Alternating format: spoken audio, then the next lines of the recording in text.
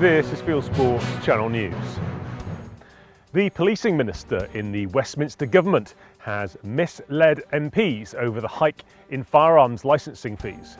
In a letter to MPs to explain the hike, which saw the cost of a shotgun certificate rise 133% to nearly £200 in February, Diana Johnson says she ordered the increase without consulting stakeholders, so that, in quotes, required service improvements could be made.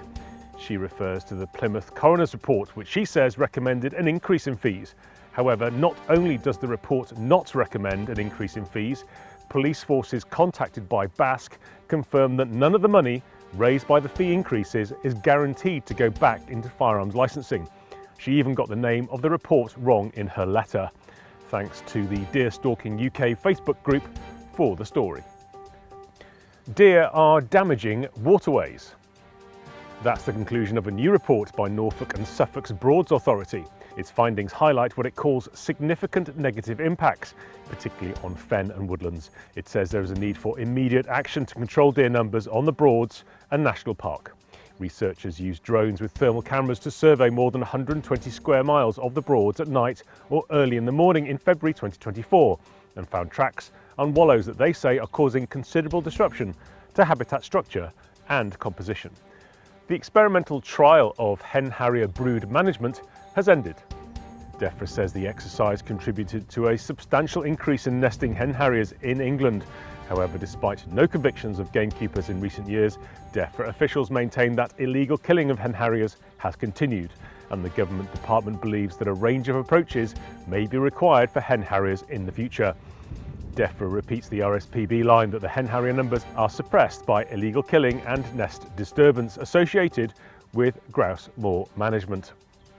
BBC TV presenter Chris Packham spoofed shooters last week, promising an interview with a grouse shooter. The film he put out includes a humorous interview with a pretend grouse shooter called Glenn Massacre. The aim of the film is to breathe life into his latest petition to ban grouse shooting. Like the previous petitions, the government responds that it has no plans to ban driven grouse shooting. Discrimination, victimisation and harassment of a minority group. How is this even allowed to happen?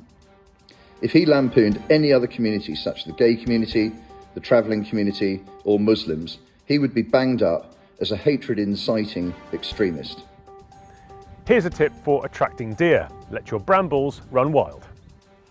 A new study reveals that brambles form a major part of fallow deer's diets. Researchers at Bangor University used a DNA sequencing technique called metabarcoding to reveal what plant species are in deer poo. They took the samples from wild deer in Elwy Valley in North Wales and a herd of deer at a nearby Welsh mountain zoo. They found that brambles make up 80% of the wild deer's winter diet, dropping to 50% by late summer. Do you fancy owning your own wildfowling marsh?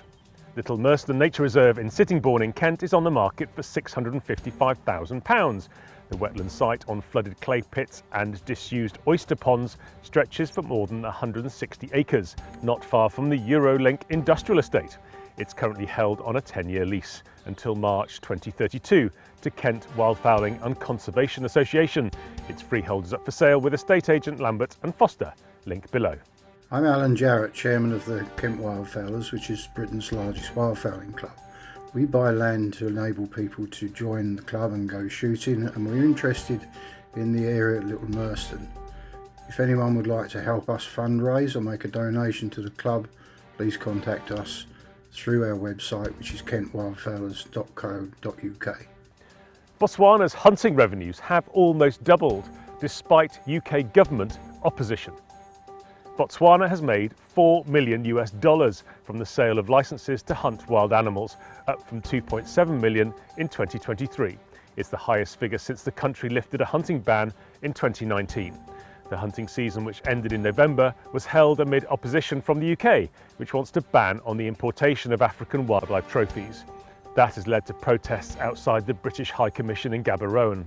Botswana issues around 400 elephant licenses annually, with most purchased by overseas hunters.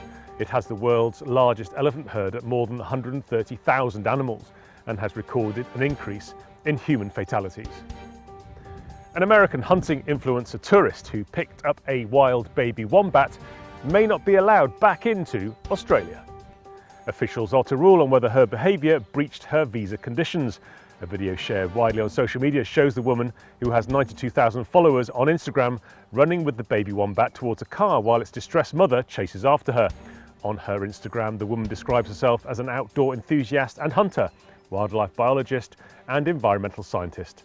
Australia's Home Affairs Minister says his department is examining her visa to determine if she breached any conditions of her stay. She later apologised for the incident. And finally, is this next season's must-have shooting accessory. It's a sterling silver hip flask in the shape of a hand grenade. It's the brainchild of jeweller James Brenner of Brenners of London. And the price? It's a snip, or nip, at £3,800.